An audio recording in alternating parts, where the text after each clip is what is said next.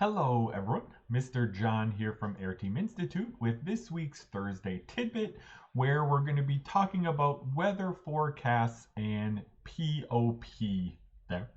So let's jump in, we'll get to the abbreviation, that PoP, in a little bit.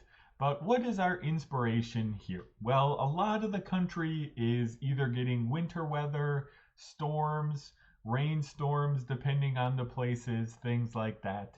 Here by me in Southern California, we don't often get rain, but we definitely have some rain coming this weekend there. So that brings us to the topic of this video, which is this PoP. Now that stands for the probability of participation. So this is something to do with weather forecasting, right? And just to bring in the terminology, meteorology is this branch of science, right, that studies the atmosphere, wind patterns, weather patterns, and more practically, they're the ones who then forecast the weather. There's a lot of science and technology that goes into that. That's an interesting topic that we're not really going to be talking about in this video. We are going to be talking about this probability of participation. So PoP here we have in that case. And what we're really asking and thinking about is, what do these percentages mean when we see a weather forecast? So 100%, 92%, 16%. Right? We want to stop and think for a second what these definitions might mean. Now, probably we'll know that there's maybe a little bit going on there if we're going to ask this question. And the answer to that is yes and no. And we're going to try to talk about that in this video and then in next week's follow-up as well. So the first definition of PoP. I'm going to call this the legacy definition. You'll see a lot of articles online. You can find other videos online talking about this definition. But for a weather forecast of a given area, we have the following definition of PoP. PoP is going to be C times A.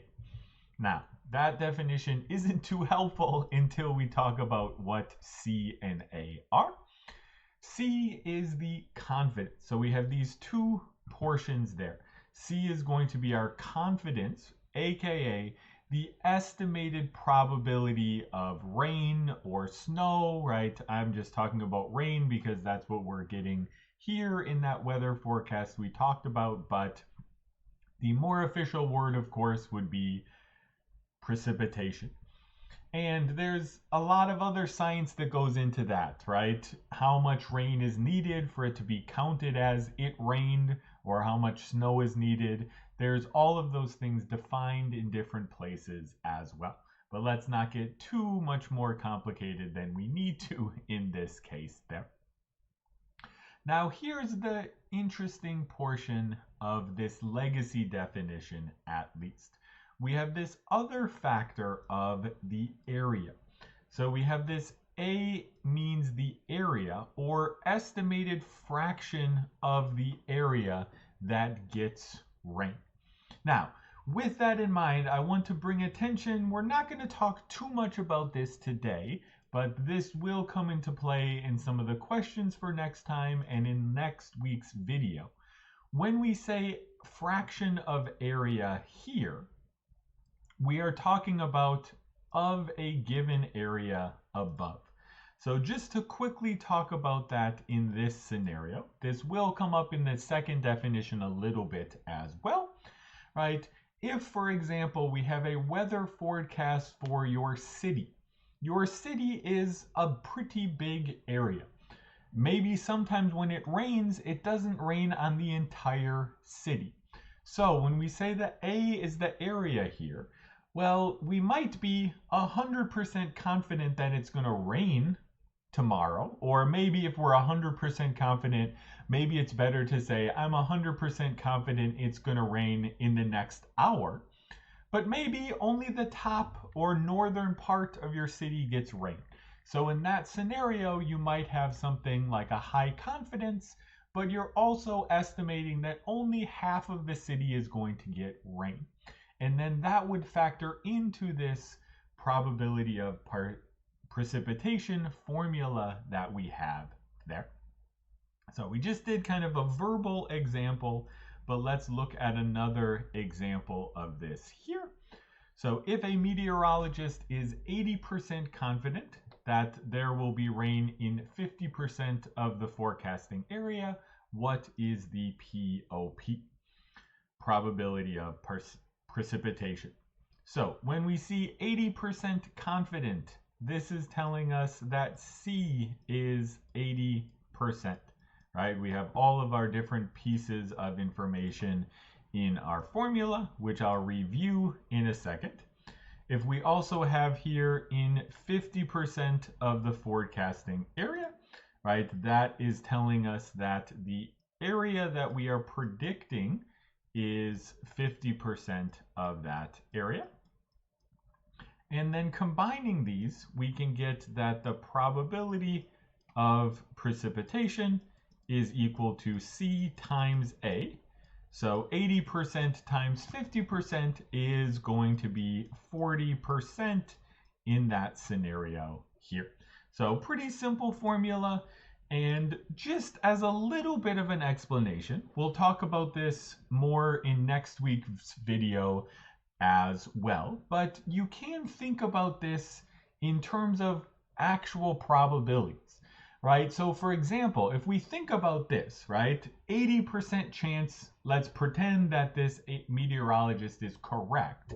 If we're assuming these numbers are correct, well, there's an 80% chance it rains in my area, but 50% of the area is predicted to get rain.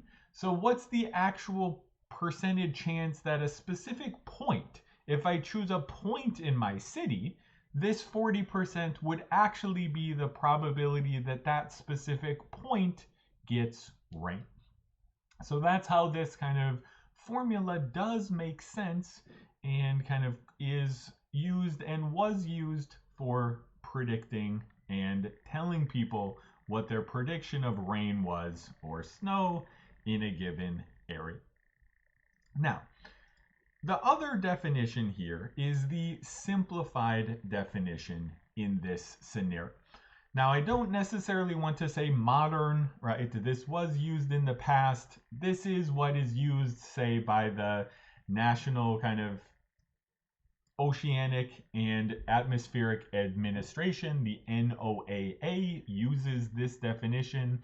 A lot of official services use this definition. So many places you see a weather forecast for nowadays will give this simplified one there, right? And notice we're not talking about anything besides that confidence, the estimated probability of rain.